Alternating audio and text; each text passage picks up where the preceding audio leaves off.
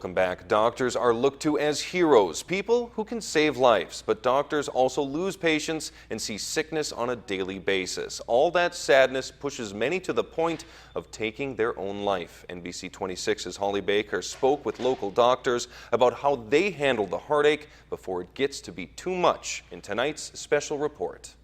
Doctors and Suicide only on NBC 26. Suicide than other professions. And until recently, some felt it was considered weak to even mention feeling overwhelmed by the job. But now, more doctors are doing more to get people talking about it. It can be difficult dealing with giving the news at the end of the life. Where it's most difficult is someone that you've thought that you've cured. The weight of that news cannot be measured.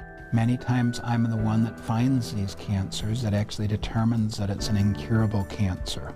For some doctors, it becomes too much, and they choose to change professions, retire early, or end their own life because of emotional exhaustion.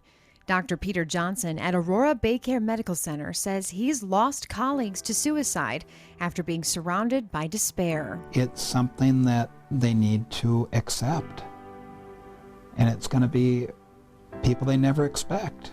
You know, they're out there working and the 25-year-old comes in after a bad car accident and is dead on arrival.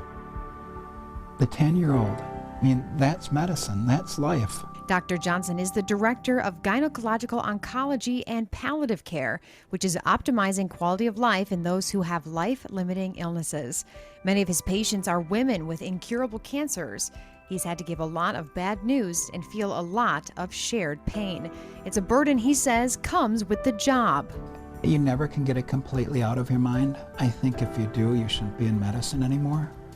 When it stops hurting, you probably shouldn't be doing it anymore. Organizations like Prevent Suicide Fox Cities work to educate the public on depression and mental illness, something that plays a role in 90% of suicides. Mental illness has such a stigma around it, and people have a hard time acknowledging those around them who have mental illness, or if they have mental illness themselves. That stigma is preventing people from speaking up, especially doctors in high-stress jobs that need an outlet for the heartache they constantly see. In his 26 years as a physician, Dr. Johnson says only in recent years has it become acceptable to talk about the stress and fatigue. When I started this 20 years ago, you would have been laughed out of the room had you even discussed this. And in that time, he's learned the value of spirituality, mindfulness, and meditation, and seeing the good even when surrounded by sadness. And I've done my best. I've done everything I know. I continue reading, learning new techniques, new ways of treating the cancers, but I've done everything I can and it still fails. That's not my fault. It's all about helping people. Somebody that cannot have radiation, cannot have chemo, cannot have surgery, there's no further treatment remaining, I can keep them comfortable. I can give them peace. Mary Sullivan with Prevent Suicide Fox Cities says people in those positions should not be taught to put their own emotions aside, but recognize the need for self-care and how mental illness affects so many people who are afraid to speak up. It's very important to have self-care and a plan for your self-care. What do you need to do every day to take care of yourself? Dr. Johnson has developed structure for his life revolving around peace and serenity. Here and now, so in the moment, living in the moment, breathe and relax. Aaron Rodgers said that, I think, 2 years ago too, didn't he? And says it's important to always have hope, even when accepting sad news, whether you are the patient or the doctor. There's a finality there.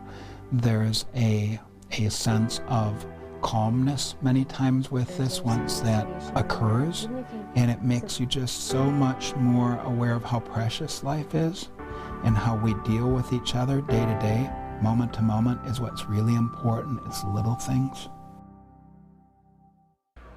If you or someone you know is dealing with depression, suicidal thoughts, or mental illness, there are lots of resources available right here in Northeast Wisconsin. But the most important thing is to start talking about it. Holly Baker, NBC 26. Thanks, Holly. And for a list of resources you can turn to, we've got them on our website, NBC26.com.